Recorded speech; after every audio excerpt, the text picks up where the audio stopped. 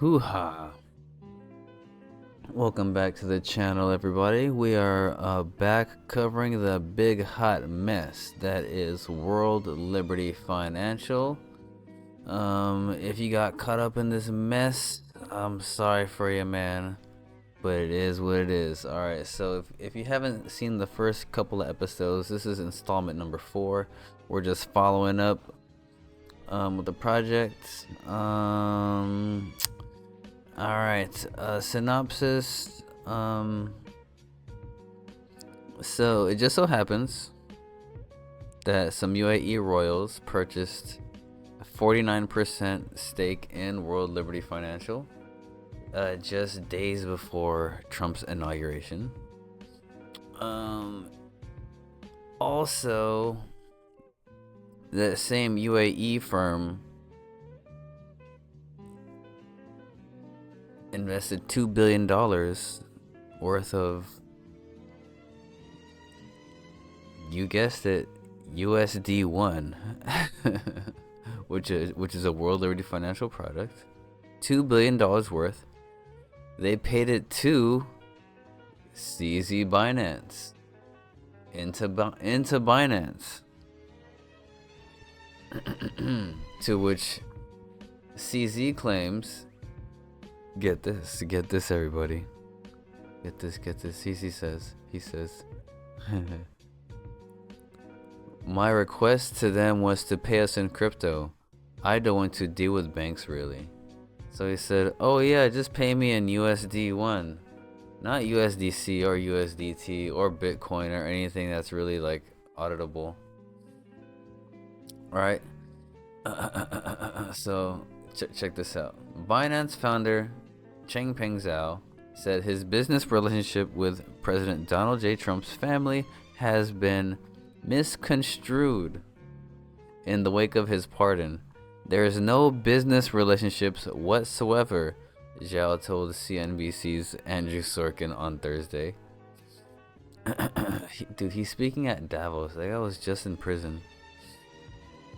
Alright, the former CEO served 4 months in prison after pleading guilty in 2023 to charges he enabled money laundering during his time leading to the company, or during his time leading the company. Sorry, Zhao was released in September 2024. Trump's pardon in 2025 drew attention to Binance's ties to World Liberty Financial, a crypto company founded by the president's family. The connection stems from a $2 billion investment in March 2025 by state-owned firm MGX of Abu Dhabi. Yeah, the same people who invested $500 million into World Liberty Financial. So yeah, hey, guess who else invested in USD1 and made it one of the top stablecoins in the top 100 according to CoinMarketCap, who is owned by Binance. Alright, so the UAE investing $2 billion into Binance via USD1. Oh, guess what? Oh, before I get into this article, alright, who built the smart contracts? So for USD1, alright, the smart contracts for USD1 were developed for World Liberty Financial,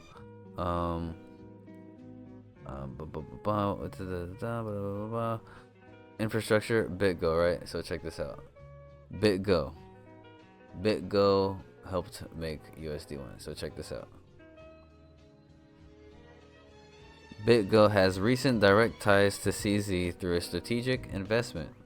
According to January 26 reports, YZI Labs, the $10 billion investment arm founded by co-founders CZ and Yi He, formerly known as Binance Labs, became a strategic investor in Bitgo. Whoops. IPO. So YZI Labs took a strategic stake in Bitgo as part of its initial public offering (IPO) in January 2026. Strategic rationale: Ella Zhang, head of YZI Labs. That sounds familiar. Ella Zhang noted that the investment was made to support Bitgo's position as a regulated, secure, and hack-free infrastructure provider for institutional digital assets. Oh, no conflict of interest here. We just don't want, what do you say? We just don't want banks. We just don't want to use banks. We didn't want it. We said it many times. WorldFi is not a political organization. Zhao told CNBC the company has since converted that investment out of USD1 in portions over time. Dude, so they washed, dude, and look,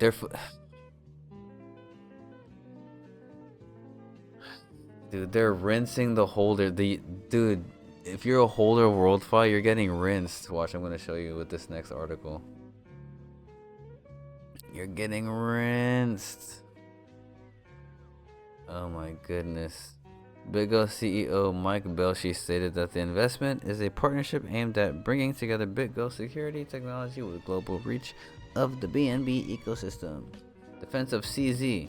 In October 2025, Bitgo CEO Mike Belshi publicly defended CZ against accusations made by U.S. Senator Elizabeth Warren, arguing that the charges against him were unjust. They weren't. So why would you plead guilty? Why not take it to trial? If they were unjust, Mr.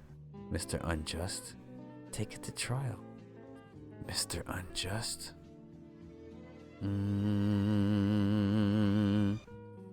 All right. Let's read this next article. So they went from 2 billion with that phony payment. So I feel like that was okay. So 2 billion from the Saudis for a strategic investment in Binance, and guess what? Circa January 26th. All right, Trump-backed USD1 surpasses PayPal stablecoin. Reaches 4.9 billion issuance amid governance vote criticism. Oh, this is beautiful. I love it. USD1, the dollar-pegged stablecoin issued by World Liberty Financial, a company tied to the Trump family, recently became the 5th largest stablecoin in the whole cryptocurrency market. USD1 reached an issuance of 4.92 billion on January 26, surpassing PayPal's PYUSD, which has a market capitalization of 3.7 billion. Wash. Trump-backed USD1 reaches top 5 stablecoin position. Alright, USD1 stablecoin issued by World Liberty Financial, a cryptocurrency company co-founded by members of the Trump family, is making strides in the cryptocurrency industry. Alright, here's where it gets good.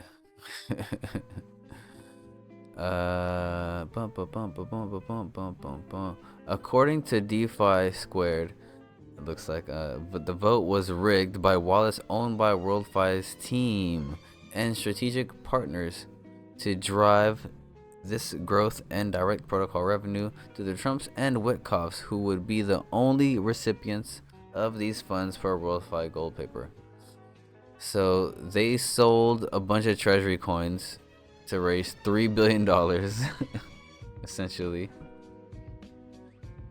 And the holders had no say in the matter. They said deal with it, and they sent that to Binance, and now Binance holds 87% of all the USD1 in existence.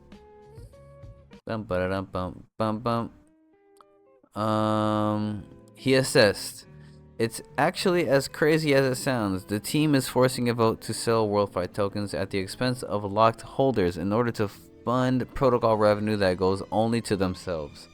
Whoopsie. Nonetheless, USD1 is dwarfed by the popularity of incumbents in the stablecoin space, including Tether's USDT and Circle's USDC. Oh my god, dude, this is such a shit show. These two options command over 82% of the 313 billion in market capitalization of the stablecoin sector, followed by USDS. Blah blah blah blah. What is USD1? We know what it is. It's malarkey. So yeah, there's that. So USD1 is a huge mess. So WorldFi, you can't even sell it if you're a holder. And guess what? They're selling the treasury without your permission. Or who cares? They're just saying, hey, we're selling it, and we're doing stuff with it and sending it to Binance. Check it out. So where did all the USD1 go? All right. So as of February 2026, approximately 87 to 89%. Oh, that's okay. 89% of the USD1 stablecoin issued by the Trump family, WorldFi, is held on the Binance exchange. So 4.7 out of 5.4 billion of the token supply is on there.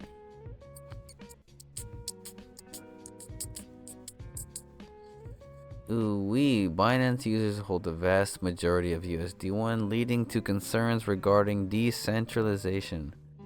Dude, what a mess. What a mess. What a mess. What a mess. What a mess. The stablecoin has experienced rapid growth, becoming one of the larger stablecoins in circulation, with a market cap of around 5.4 billion. Dude, there is something not good cooking. That's gotta be like a honeypot. That's so crazy. That's so crazy how that's a thing.